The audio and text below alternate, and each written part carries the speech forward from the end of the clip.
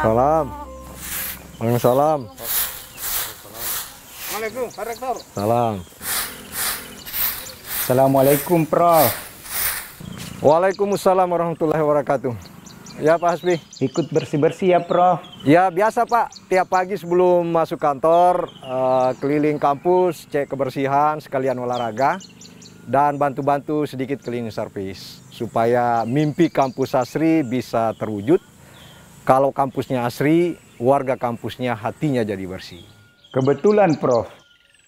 Bicara tentang bersih ini, apalagi dalam rangka Hari Anti Korupsi Sedunia, bagaimana peran perguruan tinggi untuk menciptakan pemerintahan yang bersih, Prof? Agak serius ini ya pertanyaannya Pak Hasbi. Saya buka masker dan kita berjarak ya Pak. Menjawabnya, saya kira saya perlu bertanya secara reflektif Pak Hasbi. Apakah kita sadar bahwa perguruan tinggi ikut berkontribusi melahirkan orang yang bermental korup?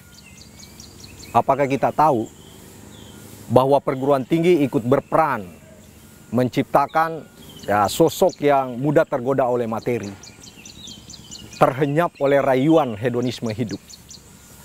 Faktanya Pak Hasbi, mereka yang divonis korupsi hampir semuanya memiliki gelar akademik yang tentunya didapat dari perguruan tinggi.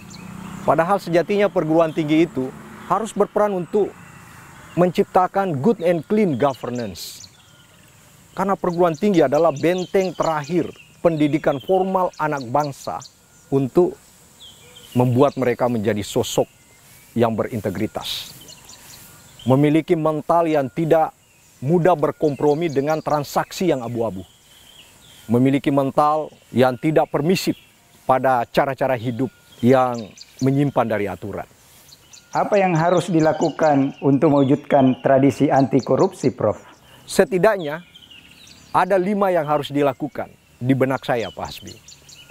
Yang pertama, perguruan tinggi sejatinya mendesain kurikulum anti korupsi. Ya, wujud nyatanya adalah adanya mata kuliah tersendiri tentang integritas atau anti korupsi. Atau bisa juga memasukkan dalam mata kuliah yang sudah ada. Nilai-nilai integritas itu dimasukkan dalam mata kuliah yang relevan.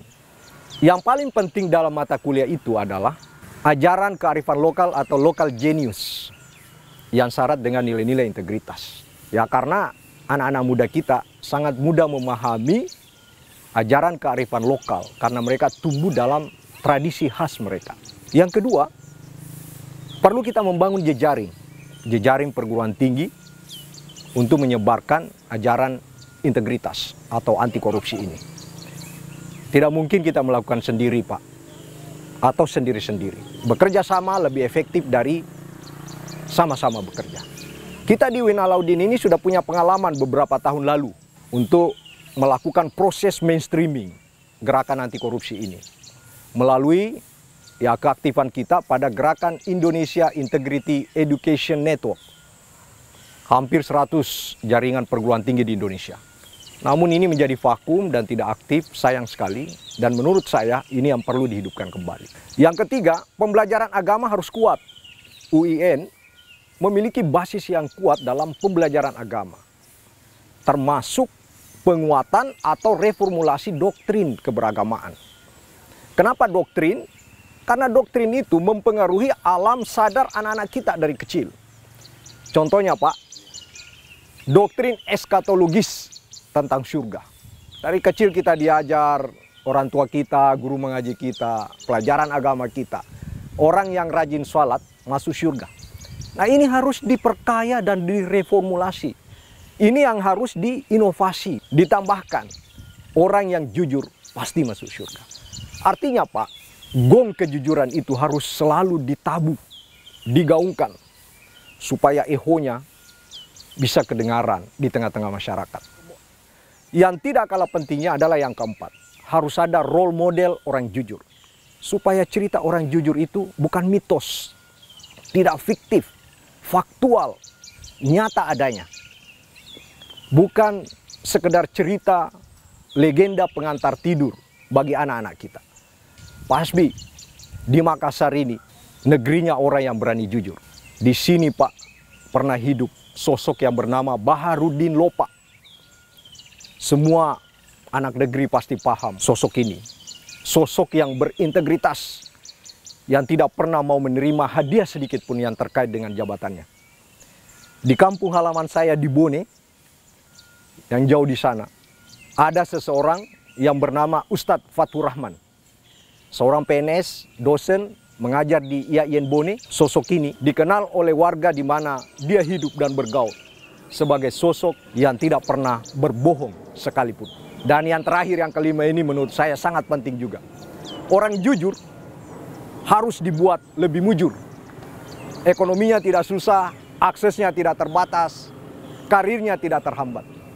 Anak-anak muda yang memiliki skill membuat sistem transparan misalnya, harus diberi ruang untuk beraktualisasi, Pak. Bukan diberi sertifikat kejujuran, tetapi diberi fasilitas untuk mempermudah hidupnya dengan apresiasi atas nilai aktualisasinya. Itulah 5 hal menurut saya yang perlu menjadi terobosan atau breakthrough dari perguruan tinggi sekarang ini, Pak. Terus bagaimana memulainya itu, Prof? Bagaimana memulainya? Jawaban saya singkat, Pak Hasbi. Disinilah tempatnya dan sekarang waktunya. UIN Alauddin ini bukanlah deretan gedung-gedung, bukanlah rimbunan pepohonan, Pak. Bukan hamparan tanah lapang yang berlokasi di Goa dan di Makassar. Tapi UIN Alauddin adalah komitmen kita bersama untuk melahirkan generasi masa depan bangsa dengan keunggulan karakter dan jati diri. Saya kira itu ya, Pak Hasbi. Ya, terima kasih wawasannya Pak Rektor. Sama-sama Pak Hasbi, silakan lanjut. Saya juga lanjut sedikit. Waalaikumsalam warahmatullahi wabarakatuh. Pak Hasbi, satu lagi. Iya, Prof. Tahu kepanjangannya korupsi? Apa itu, Prof? Korbankan rakyat untuk kepentingan diri sendiri. Betul juga ya, Prof. Mari, Prof. Ya.